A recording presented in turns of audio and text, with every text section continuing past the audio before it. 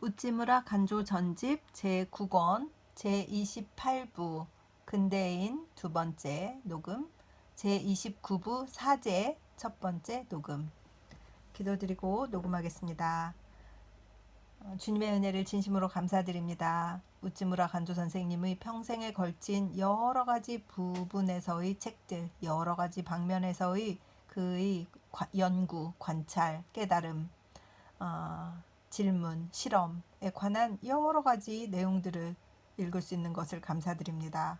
모든 것이 그가 인생을 바쳐서 하나님께 자신을 드린 결과이기 때문에 이 귀한 책을 이렇게 쉽게 읽을 수 있는 것도 너무나 영광이고 너무나 감사를 드립니다.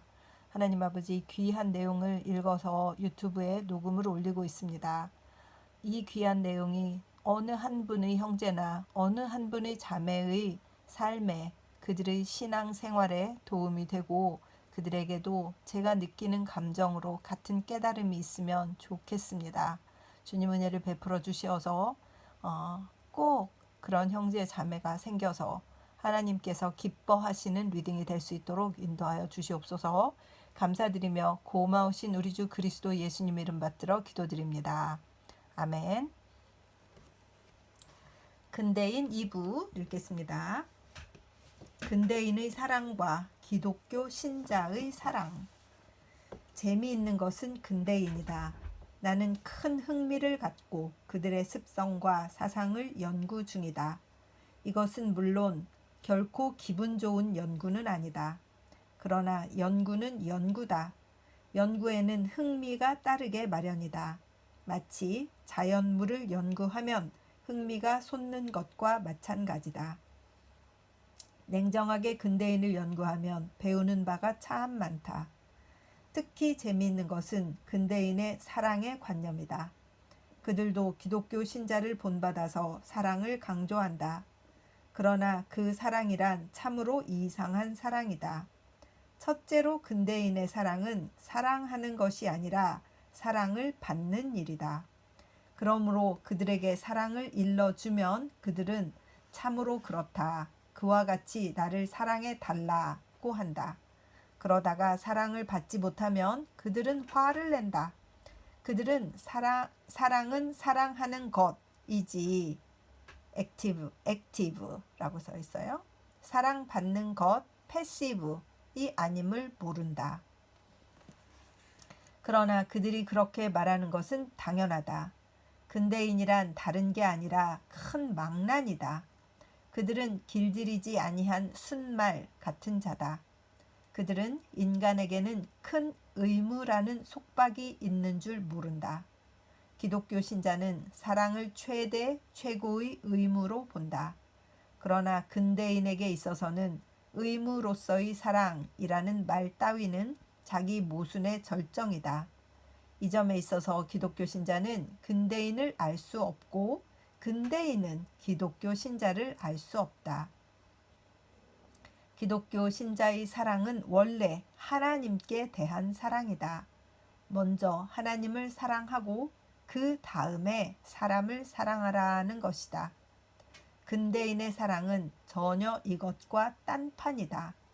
근대인은 하나님이라고 말하는 따위의 제3자를 거치지 않고 직접 사람을 사랑하려고 한다. 이른바 직접 행동이다. 어떤 사랑할 만한 사람에게 대하여 나는 당신을 사랑합니다 라고 말한다. 그러므로 그들의 사랑은 열렬하고 솔직하다. 여기에는 의무도 없고 책임도 없다. 사랑은 그 자체의 법칙을 따른다고 그들은 말한다. 그들에게는 올바른 사랑이나 올바르지 않은 사랑이나 아무 차별이 없다. 근대인에게 있어서는 사랑이란 사랑해 주는 사람을 사랑하는 사랑인데 이것은 절대적인 자유다. 사랑을 억누른다든가 어떤 다른 이의 요구에 의해서 사랑의 지배를 받는다거나 하는 따위는 그들에게 있어서는 죄악이요 위선이다.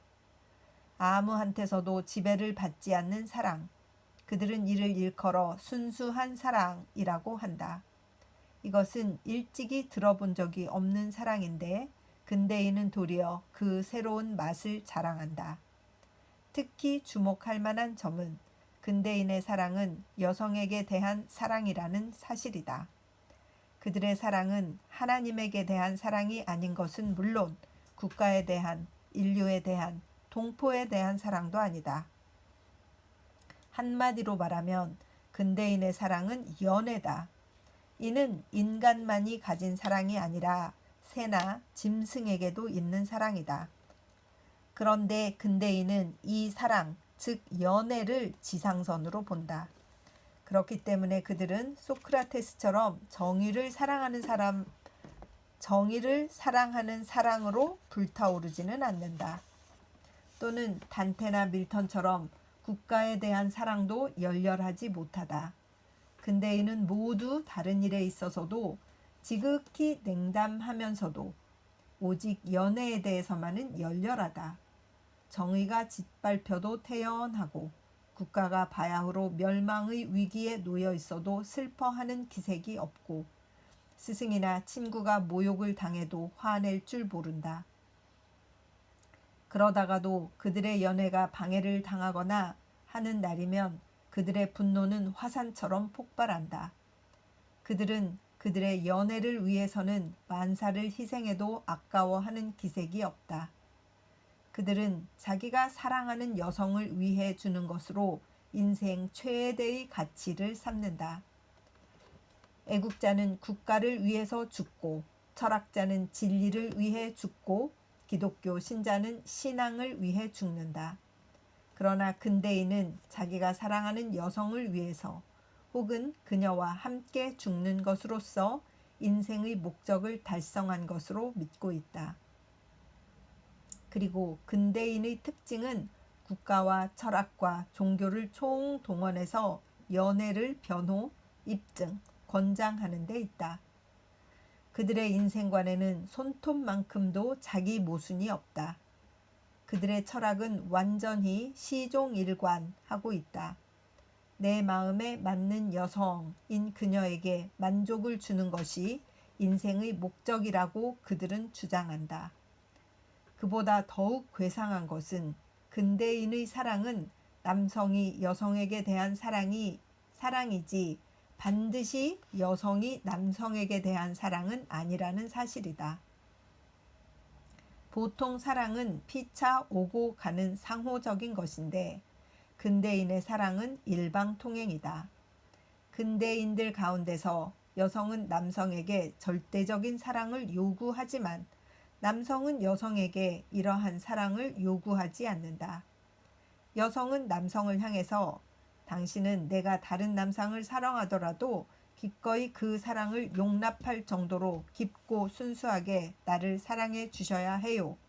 내가 당신을 사랑하기 때문에 당신이 나를 사랑한다고 하는 것은 순수한 무아적인 사랑이 아닙니다. 사랑을 받지 못해도 사랑해 주는 것, 그것이 진실한 사랑입니다. 당신은 내게 대해서 이런 순진하고 때묻지 않는 무아의 사랑을 품으셔야 해요. 라고 말한다. 그러면 남성은 이 말을 듣고 그러겠다고 대답하는 것이다. 이러하여 이런 사랑을 여성에게 주고 나서 절대 무아의 경지에 들어갔다고 믿고 무상의 만족을 느끼는 것이다. 옛날의 여성 도덕과는 정반대다. 옛날에는 남성이 방탕했고 여성은 꾹 참아왔었는데 지금은 여자가 부도덕에 빠지고 남자가 기꺼이 이를 복종한다. 근대인 가운데는 여자가 남자를 차버리는 것은 죄악이 아니고 남자가 여자를 버리는 것은 죄악이다. 여자는 제멋대로 놀아나도 좋다.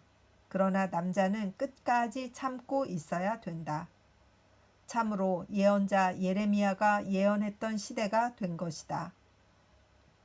패역한 딸아, 내가 어느 때까지 방황하겠느냐? 여호와가 새 일을 세상에 창조하였나니 곧 여자가 남자를 안으리라. 예레미야 31장 22절. 여자가 남자를 안으리라. 포위하리라. 포로로 삼아 제멋대로 하리라는 것이다. 참으로 이상한 시대다. 그런데 지금이 바로 그런 시대다. 남자가 하나님께 반역한 결과로서 여자에게 사로잡히는 지경에 빠진 것이다. 무엇보다도 노예를 싫어하는 근대인이 여성의 노예가 되어버린 것이다. 참으로 그들에게 적합한 형벌이다. 여호와가 새 일을 세상에 창조하리라고 했듯이 이는 절대적인 새 현상이다. 일찍이 없었던 일이다. 여호와가 시작하셨다고 한다. 그가 그렇게 하도록 허락하셨다는 뜻이다. 아모스서 3장 6절에 여호와의 시킴이 아니고야 재앙이 어찌 성읍에 임하겠느냐 하는 말과 같다. 위와 같은 것이 근대인의 사랑이다. 그러나 기독교 신자의 사랑은 전혀 이와는 다르다. 첫째로 기독교 신자의 사랑은 의무이지 정이 아니다. 내가 새 계명을 너희에게 준다. 서로 사랑하라. 내가 너희를 사랑한 것처럼 너희도 서로 사랑하라고 주님이 가르쳐 주신 바와 같다. 신자에게 있어서는 사랑은 하나님의 계명, 즉 명령이다. 이를 복종하는 것은 그의 의무다. 물론 아버지의 명령이기 때문에 복종하기 어렵지는 않겠지만 의무는 여전히 의무다. 그렇기 때문에 신자는 사랑할 만한 사람을 사랑하는 데 그칠 것이 아니라 사랑하지 못할 사람까지 사랑하는 것이다. 참된 사랑은 참으로 갚음 받기를 원치 않는다. 성부의 명령을 쫓아서 사랑하는 것은 의무요, 명예요, 기쁨이다. 아니할래야 아니할 수 없는 사랑이라고 말하면서 정을 따라하는 사랑이 아니다. 사랑하라는 도리가 깨달아지면 사랑할 기분이 나지 않더라도 사랑하라는 것이다. 그렇기 때문에 기독교 신자는 자기 스스로가 사랑의 대상을 선택하지 않는다. 아담에게 하와가 주어졌던 것처럼 신자는 사랑할 사람이 하나님으로부터 주어지는 것이다. 리빙스턴은 아프리카의 흑인이 주어지자 뜨거운 마음으로 사랑을 퍼부었다. 러시아 선교사 니콜라이는 일본이 주어지자 마음에 품고 있던 애인을 버리고 일본에서 그 일생을 바쳤다. 근대인의 사랑과 기독교 신자의 사랑은 이토록 근본적으로 다르다. 기독교 신자의 사랑은 근대인의 사랑과는 달리 간접적이요 직접적이 아니다. 신자는 나는 당신을 사랑합니다 하면서 서로가 사랑하지는 않는다. 그는 먼저 하나님을 사랑한다. 그리스도 안에서 하나님을 사랑한다. 그리고 그리스도 안에서 피차 사랑한다. 그리스도를 통해서 하나님께 연결되고 그리스도를 통해서 사람끼리도 연결되는 것이다. 그러므로 근대인의 사랑처럼 치열하지는 않을는지 모르나 튼튼하고 깊다.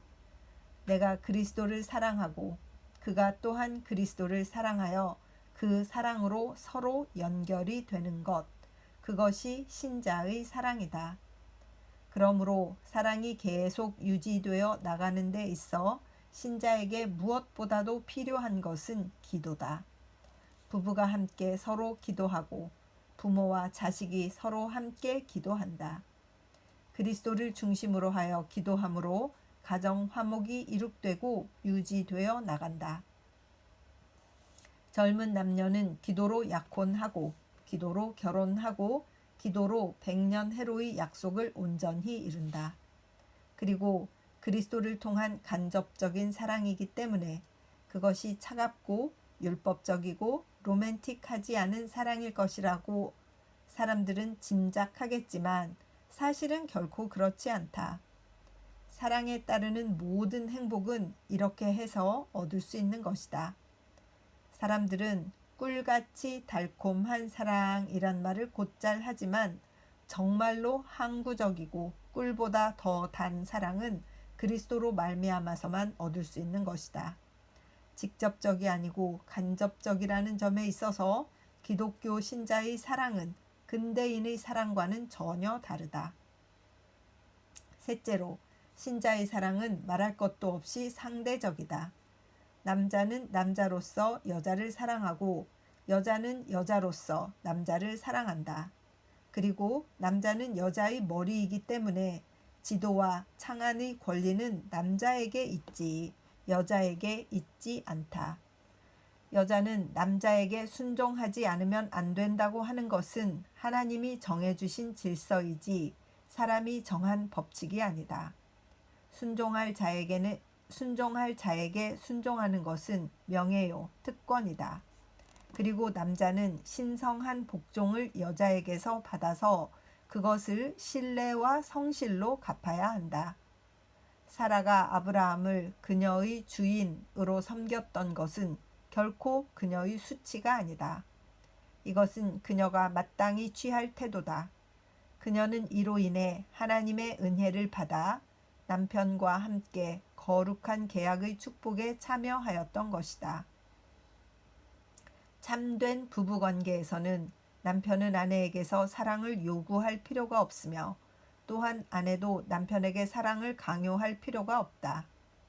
만일 그럴 필요성이 생기는 경우에는 부부는 서로 각자가 그리스도에 대한 사랑을 요구해야 한다. 부부간의 애정이 식을 때는 한동안 따로 떨어져서 기도 생활에 들어가 각자가 그리스도에게 접근되고 난 다음에 다시 합하면 사랑이 성결해지고 더 단단해져서 그 전보다도 더 즐거운 가정이 될 것이다. 고린도전서 7장 5절을 읽어볼 것. 결론적으로 사랑에 필요한 것은 존경심이다. 근대인의 사랑은 존경심이 없는 사랑이다. 그렇기 때문에 겉으로는 뜨거운 것 같이 보이지만 실상은 기초가 없기 때문에 깨어지기 쉽다. 남녀는 부부라는 관계 이상으로 존경하는 친구라야 한다. 서로들 사이에 무슨 존경할 만한 것을 발견하기까지는 결혼하지 않는 것이 좋다. 애정이란 굳은 것 같으면서도 실상은 무른 것이다. 존경심의 뿌리를 박지 않은 사랑은 참 사랑이 아니다. 상호 존경이 사랑의 기초다. 서로가 그 가운데 무슨 노블한 남자다운 또는 여자다운 점을 발견하면 사랑은 쉽사리 무너지지 않는다. 근대인에게는 이러한 엄숙미가 없기 때문에 그 사랑이 단순한 향락을 위한 사랑이 되어버리고 봉사와 헌신적인 사랑은 아니다. 그런 의미에서 옛날 일본 무사히 가정은 근대인의 가정보다 훨씬 더 건전하고 행복하였다. 오직 행복만을 사랑의 표준으로 삼는 근대인의 사랑은 참으로 옅은 사랑이다. 사랑하는 사람을 위하여 자신을 버리는 것, 하나님을 위하여, 나라를 위하여, 의무를 다하기 위하여 사랑 그 자체조차도 희생해 버릴 수 있는 것, 그것이 참 사랑이다. 1925년 5월 성서지 연구. 근대인의 두 기질. 그들은 나에게 의논거리를 가지고 온다. 나는 그들에게 나쁜 것은 나쁘다 하고 대답해 준다. 그리하면 그들은 화를 낸다. 그러고는 나를 떠난다. 하는 수 없이 나는 그들을 내버려 둔다. 후에 가서 그들은 실패한다. 그들은 세상에서 버림받는다. 그러고서 또 내게 온다. 나의 동정과 도움을 요청한다. 내가 만일 그들의 요구를 거절하면 그들은 나를 원망한다. 내게는 사랑이 없다고 세상에 나가서 떠벌린다. 이런 적이 한두 번이 아니다. 어떤 사람이 나를 선생이라고 불렀다. 나는 그가 내 가르침을 받아들일 줄 알고 기뻐했다. 그러나 그렇지 않은 것을 알았다. 그는 나의 가르침을 받자는 것이 아니라 나더러 자기의 주의와 주장을 찬성케 하려는 속셈이었다. 그는 나를 자기 자신의 영상, 즉 더블로 간주하고 있었던 것에 불과하다. 그러므로 내가 그에게 반대라도 하면 그는 펄쩍 뛰면서 나의 잘못을 깨우쳐 주려고 덤빈다. 그는 사실은 나의 스승이었지 제자가 아니었다. 그는 나의 가르침을 제가 바라는 대로 해석해왔던 것이다. 정말 곤란하다. 그러나 이런 남자나 여자가 현대에는 하나둘이 아니다. 그들은 극단적으로 주관적이기 때문에 남이 그들을 가르치게 할 수가 없다. 그들은 자기 홀로 진리를 단정하려 든다. 그들은 다른 사람을 선생이라 부르는 것이 신기하다. 사실은 선생을 쥐어 흔들자는 것이다. 1928년 9월 성서지 연구. 자기와 타인. 자기는 자기다. 타인은 역시 타인이다. 자기를 가지고 남에게 강요해서는 안 된다. 다른 사람의 권리와 자유는 존중해 주어야 한다. 타인은 타인이다. 자기는 자기다. 남더러 자기를 올가매게 내버려 두어서는 안 된다. 자기에게는 자기의 권리와 천직이 있다. 자신이 다른 사람으로 하여금 자기의 특성을 침범케 해서는 안 된다. 자기가 남의 권리와 자유를 존중하듯이 다른 사람으로 하여금 자기의 권리와 자유를 존중케 만들어야 한다. 남에게 대접을 받고자 하는 대로 남을 대접하라. 누가복음 6장 31절. 그와 동시에 내가 남에게 대접해 주는 대로 나도 남에게 대접을 받도록 해야 한다. 자기를 지키는 것은 남을 지키는 것 못지않게 중요하다. 자기의 본분을 지키려 하면서 자신이 전혀 무저항주의자로 될 수는 없다. 근대인의 미운 점은 그들이 남에게는 자기의 자유를 존중하게 하면서 자기는 남의 자유를 멋대로 짓밟고 있다는 사실이다. 근대인은 비신사적이다. 비숙려적이다. 불법한 백성이다. 그들에 대한 일종의 저항은 어쩔 수 없다. 그들은 자기를 가지고 남에게 강요한다. 이따금씩 그들에게 저항하며 그들을 배척해야 한다. 1930년 2월 성서지 연구. 아주 인생 말년에 큰 깨달음을 써놓으셔가지고 1930년이면 인생 마지막 해인데 얼마나 사람들이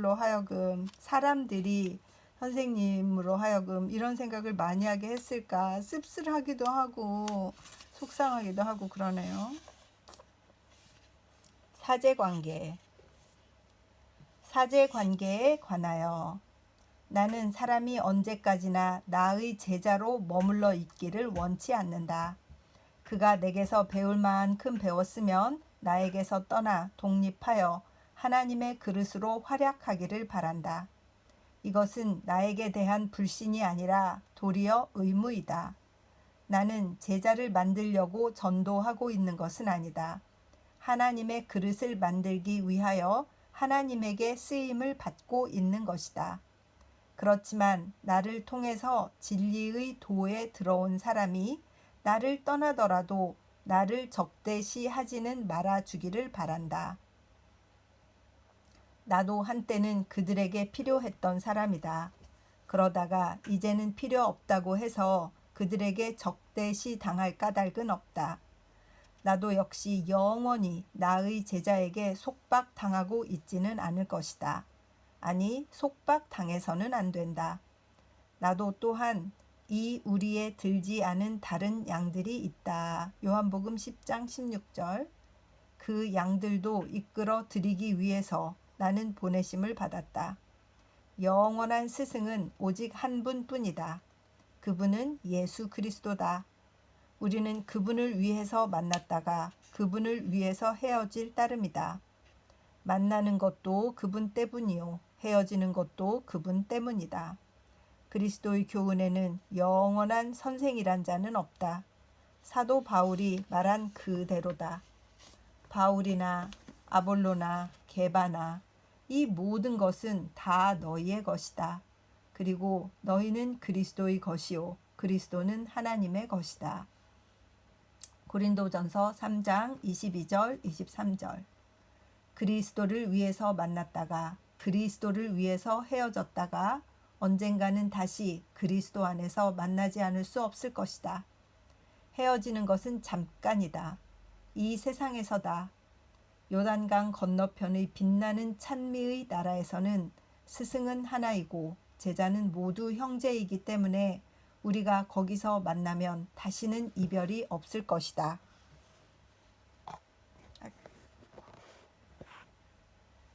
1920년 8월 성서지 연구. 제자와 친구.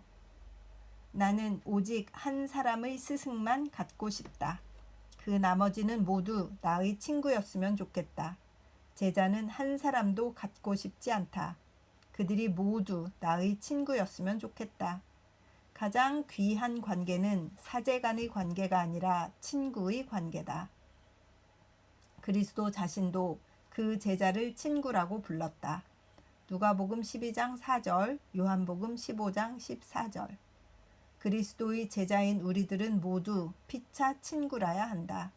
친구는 대등하다. 돕기도 하고 도움을 받기도 한다.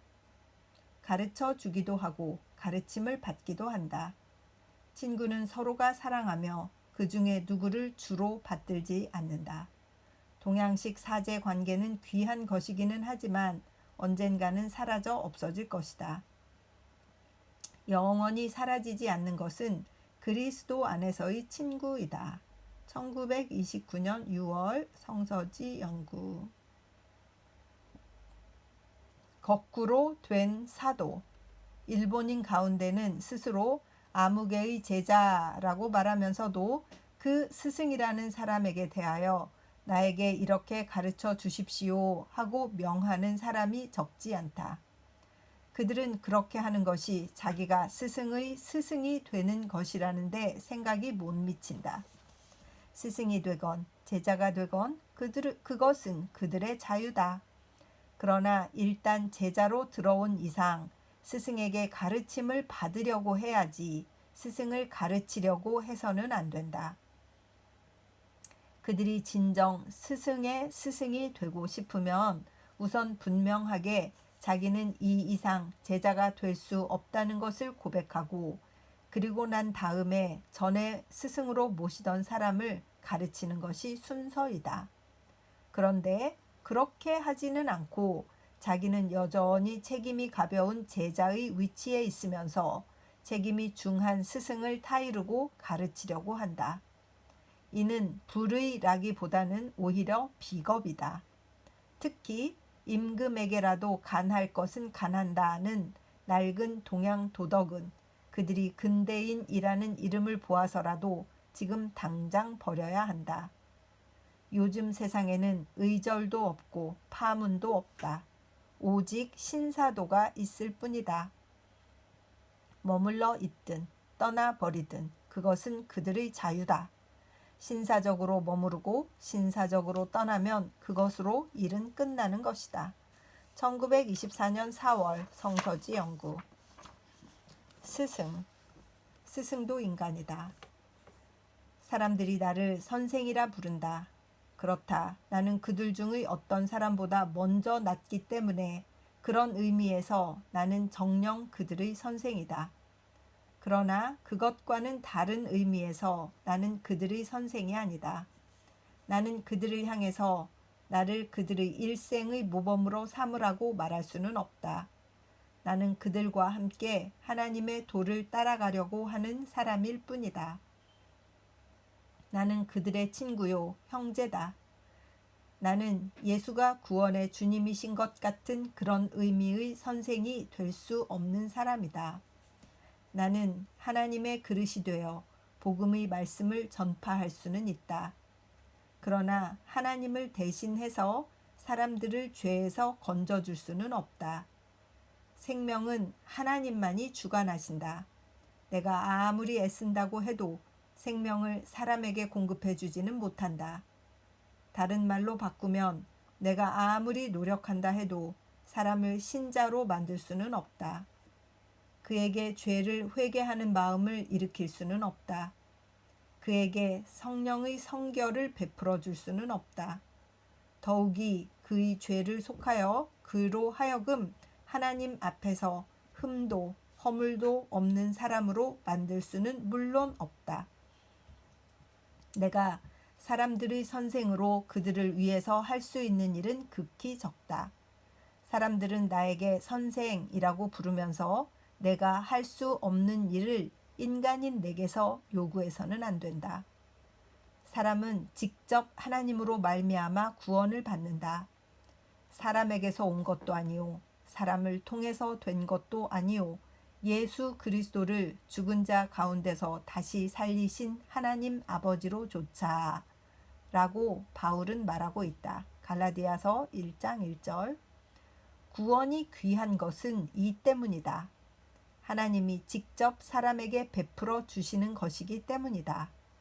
그런데도 이 사실을 알지 못하고 사람인 선생에게 구원해 주기를 바라는 것은 큰 잘못이다. 사람은 누구나 하나님의 아들이기 때문에 다른 사람을 거치지 않고 직접 아버지 하나님의 무릎에 안겨야 한다. 하나님께 구해야 할 것은 하나님께 구해야 할 것을 사람에게 요구하다가는 실망밖에 남는 것이 없다. 영혼의 만족은 하나님에게서만 얻을 수 있다. 그런데 이를 사람에게서 얻으려 하면 비록 바울이나 베드로나 요한이라도 이에 응해줄 수 없다. 인물 숭배는 믿음에 큰 방해가 된다. 우리는 사람을 의뢰하기를 그만두고 직접 하나님께 의뢰해야 한다. 1914년 7월 성서지 연구. 자기를 위한 변명. 사람들은 나를 더 엄한 사람, 무서운 사람이라고 한다. 나는 그들이 나를 그렇게 보는 것이 매우 섭섭하다. 그것은 내가 그들이 생각하듯이 무섭거나 엄한 사람은 아니기 때문이다. 나는 천성이 엄한 사람인지는 모른다. 그러나 그 엄한 성격은 하나님으로 인해 완전히 깨뜨려졌다. 나는 하나님께로부터 내 죄를 용서받기 위하여 다른 사람의 모든 죄를 용서하지 아니할 수 없었다. 이런 경험을 가진 사람은 다른 사람에 대해서 엄격할래야 엄격할 수가 없다. 내 마음은 그리스도로 인하여 부드러워졌다. 상한 갈대를 꺾지 아니하며 꺼져가는 등불도 끄지 아니하는 것이 하나님께로부터 자아가 깨져버린 모든 사람의 특성이다. 그러면 어째서 경우에 따라 다른 사람에게 엄격한가 하면 그것은 내가 하나님께 나 자신을 인계해 드린 결과로서 그분이 나를 점령하고 내 안에서 일하고 계시기 때문이다. 하나님은 불의를 그냥 두시지 않는다. 그러므로 나는 그분이 명하시는 대로 내가 불의라고 믿는 일에 반대하는 것이다. 이것은 나 자신으로서는 몹시 쓰라린 일이다. 내가 남을 책망할 때는 내 자신이 책망을 받는 것보다 더 쓰리다. 그러나 부득이한 일이다. 나는 하나님을 대신해서 그들을 책망하지 않을 수 없는 것이다. 참으로 쓰라린 직책이다. 그러나 하나님께서 맡겨주신 직책이기 때문에 피하려 해도 피할 수가 없다. 나는 때때로 생각한다. 내가 만일 불의를 보고 지나칠 수 있다면 얼마나 좋을까 하고. 그러나 하나님은 그렇게 하도록 내버려 두시지 않는다. 참으로 나는 정의를 정의로 인정한 것만큼 즐거운 일은 없다. 칭찬하기는 즐겁다. 그러나 책망하기는 쓰라리다. 그런데 나는 때때로 칭찬해주는 행복을 맛볼 수 있기 때문에 하나님께 감사한다. 남을 책망하는 나는 물론 더 엄격하게 나 자신을 책망한다. 어떤 때는 며칠씩이고 계속해서 자신을 책망하고 용서치 않는다. 남을 한 번 책망한다면 나는 자신을 10번 책망한다고 생각한다. 가장 엄하게 나 자신을 대하고 있음을 자부한다. 그런데 내가 나의 죄를 깨닫고 하나님의 용서를 빌 때 그분은 즉시 나를 용서해 주시기 때문에 다른 사람이 그 죄를 자인하고 회개하는 마음이 보일 때 나도 곧 그를 용서해 주고 위로하고 돌보아 주고 그의 친구가 되어서 그와 더불어 고난을 나누려 한다. 나의 분노와 견책은 악의에서 나온 것이 아니다. 나의 하나님이 노하시기를 더디하시고 용서하시기는 빨리 하시기 때문에 나도 하나님을 본받으려 한다. 나를 무섭고 엄한 사람이라고 생각하는 사람은 아직 하나님을 깊이 모르는 사람이 아닌가 생각된다. 그리스도의 아버지 되시는 참 하나님은 가장 부드러운 분이시기 때문에 불의에 대해서는 소멸하는 분이시다. 우리도 하나님을 본받아서 부드러우면서도 엄격한 사람이 되어야 한다. 1925년 11월 성서지 연구.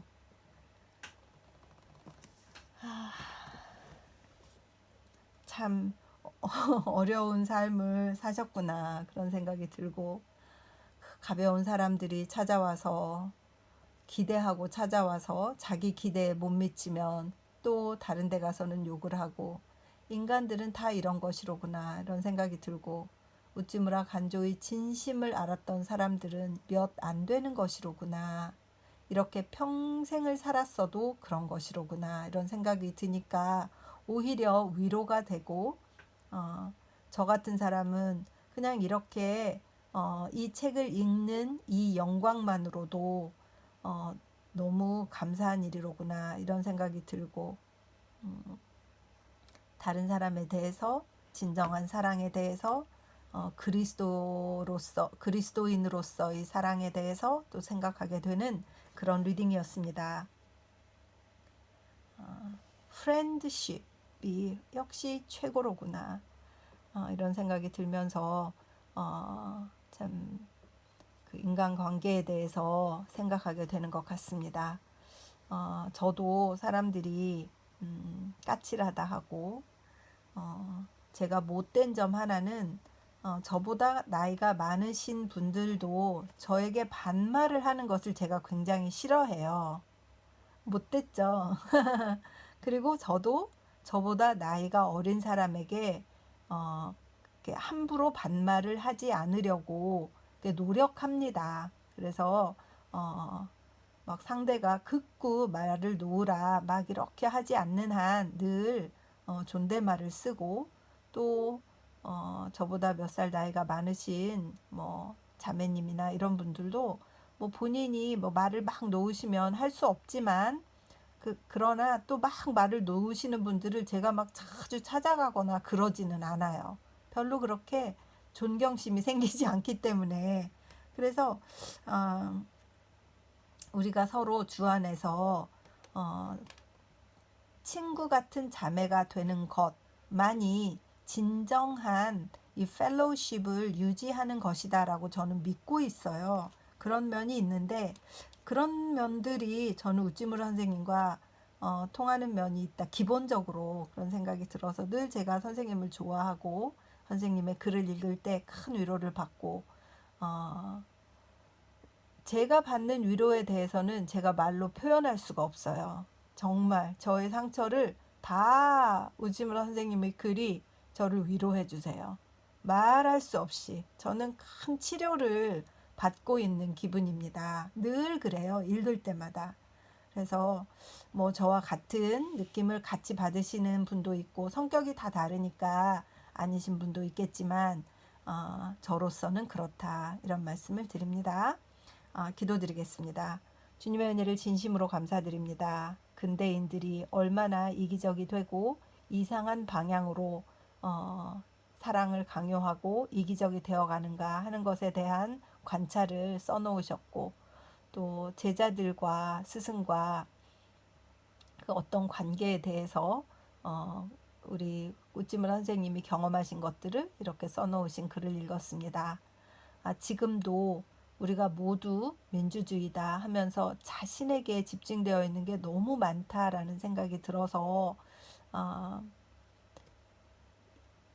우리들에게, 지금을 살고 있는 우리들에게도 우찌무라 간조 선생님 같은 이런 따끔한 말씀, 이런 말씀을 해주시는 신앙의 선배가 정말 있으셨으면 좋겠다. 감사한 그런 선배가 있으면 좋겠다. 남들의 비평을 무릅쓰고 이런 말씀을 하시는 한국의 종교 지도자들이 많으셨으면 좋겠다 하는 바람을 가져보았습니다. 리딩이 너무 귀해서 읽어서 녹음해서 유튜브에 올리고 있습니다.